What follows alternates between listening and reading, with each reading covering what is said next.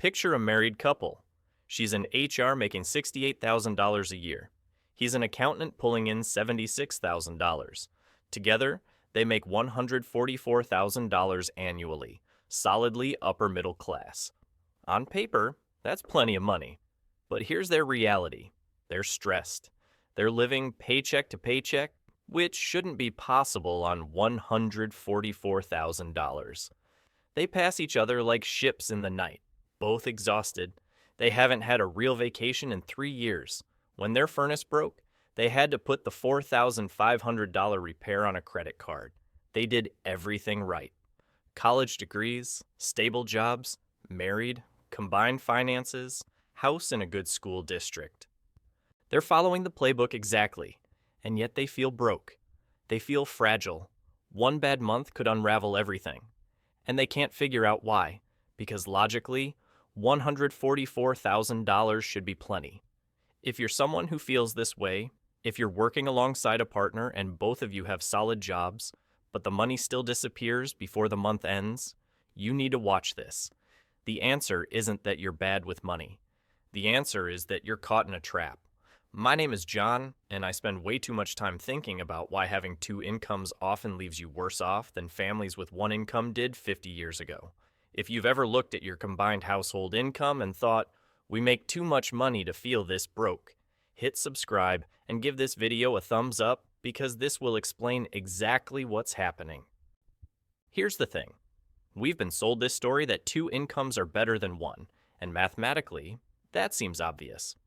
If one person making $50,000 can support a family, then two people making $50,000 each should have an extra $50,000 left over. That's basic addition, except it's completely wrong. What actually happened is one of the biggest financial bait and switches in modern history. The phenomenon is called the two-income trap, identified by Elizabeth Warren in 2003 when she was a Harvard bankruptcy law professor.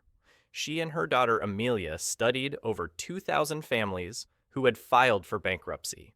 What they discovered was shocking. Having two incomes didn't make families more financially secure. It made them more vulnerable. Families with two working parents were actually more likely to file for bankruptcy than single-income families.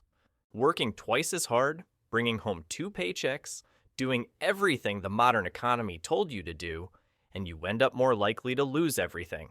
That's not a personal failure. That's a systemic trap, and most dual-income couples are standing right in the middle of it without knowing it. Let me take you back to 1970. In 1970, about 43% of women worked. The typical middle-class family had one breadwinner and one parent at home managing the household. That single income was enough. A median family in 1970 could afford a median-priced home, spending about 25% of income on housing. They could afford good public schools, healthcare, a car, food, and still save. They had margin, and critically, they had a backup plan. If the breadwinner lost their job, the stay-at-home parent could enter the workforce. That second income was an insurance policy. Today, female workforce participation is around 57%, much higher among married mothers. The two-income household is now the norm. We've activated the backup plan as the default. Median household income in 2023 is around $74,000, significantly higher than 1970 adjusted for inflation. We're making more money. But look at costs. Median home prices in 1970 were around $200,000 in today's money. In 2023, they're over $400,000. Housing costs have doubled. Healthcare spending has increased 600% since 1970. Childcare now costs over $11,000 per year per child, often $25,000 to $30,000 in high-cost areas. College costs are up over 200% since 1980. The fixed costs of middle-class life have exploded while wages crept up. That extra income from the second worker, every dollar got absorbed. The two-income family has less financial security than a 1970s single-income family. Because their costs expanded to consume both incomes and burn their backup plan. Let me walk you through the math of what happens to that second income. Say one partner makes $70,000 and the other makes $50,000. That's $120,000 combined. But what actually happens to that $50,000 second income? First, taxes. Because of progressive brackets, that second income gets taxed at a higher rate. Effective tax rate could be 30% to 35% or higher. So $50,000 becomes $32,000 to $35,000 in take-home. Then childcare. Average daycare is about $15,000 per year per child. 2 kids? That's $30,000. Your $50,000 is now worth maybe $5,000. 2 commutes cost about $5,000 per year in gas and maintenance, plus $2,000 to $3,000 for parking, plus maybe $8,000 for a second car. You're negative. But wait, there's more. 2 exhausted working parents spend way more on convenience services and prepared foods. House cleaners, delivery, lawn services, eating out because nobody has energy to cook. These expenses easily add $7,000 to $10,000 per year. Let's add it up. $50,000 minus $18,000 for taxes, minus $15,000 for one child's daycare, minus $8,000 for commuting, minus $7,000 for convenience spending. You're at $2,000. That's not a typo. The net contribution of that $50,000 second income, after all real costs, can be as low as $2,000 per year. Maybe less. Maybe actually negative if you have multiple kids or live in a high-cost area. Someone is working full-time, away from their children, missing family dinners, grinding through traffic, and the household is netting $2,000 for the entire year. That's about $8 per workday. That's roughly $1 per hour. Here's the psychological trap that makes this worse.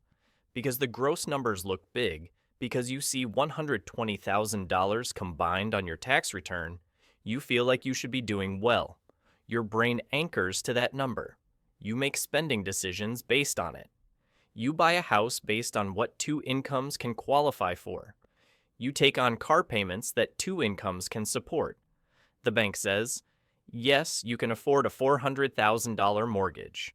And technically, you can, as long as both incomes keep flowing forever, as long as neither of you gets sick or laid off or burned out or needs to care for an aging parent or has a child with special needs, as long as nothing unexpected happens. This is where the trap snaps shut. The single-income family from 1970 had something you've traded away. Financial flexibility. If the breadwinner lost their job, the stay-at-home parent could find work. It wasn't ideal, but it was a backup. It was margin. It was resilience. The dual-income family has already played that card. Both incomes are fully committed to monthly expenses. There's no backup plan. There's no reserve income to activate.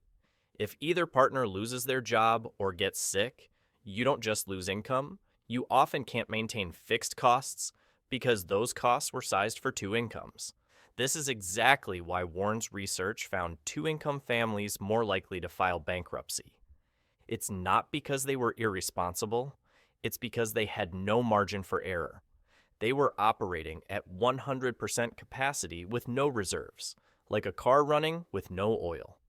Everything works until it doesn't, and then everything breaks at once. The real issue is the bidding war effect, and it happens in the most important decision couples make. Housing.